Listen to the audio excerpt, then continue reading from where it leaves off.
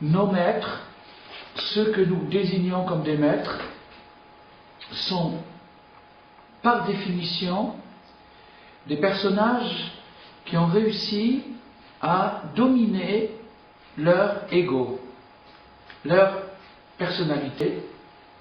Et donc, à partir du moment où quelqu'un domine sa personnalité, son ego, c'est là où il est appelé un maître.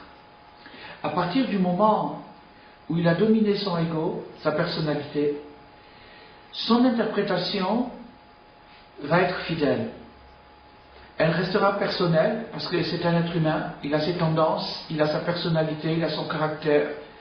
Mais dans son caractère et dans sa personnalité, il ne laissera jamais son point de vue personnel prévaloir sur la fidélité scrupuleuse à la tradition.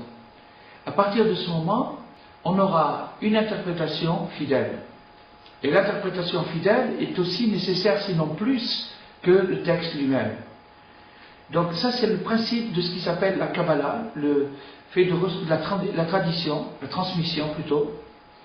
Et cette transmission est basée, de notre côté en tant que fidèle, sur la confiance. C'est-à-dire que si j'ajoute confiance et foi dans le maître, que je reconnais comme tel, en tant que personnage qui a su dominer son ego et forger son caractère jusqu'à réussir à se dominer soi-même parfaitement, jusqu'à ce que sa tendance personnelle, sa nature personnelle ne l'emporte jamais sur le souci de la vérité, de la fidélité, du scrupule, de refléter exactement l'esprit de la tradition, l'esprit de la loi.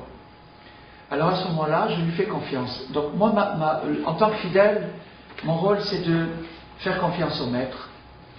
Et le maître, son rôle, c'est de me transmettre, de me faire passer le message divin dans son authenticité, dans sa pureté, sans déformation, sans distorsion personnelle, sans avoir tiré la tradition de son côté et lui avoir fait dire ce qu'elle ne voulait pas dire.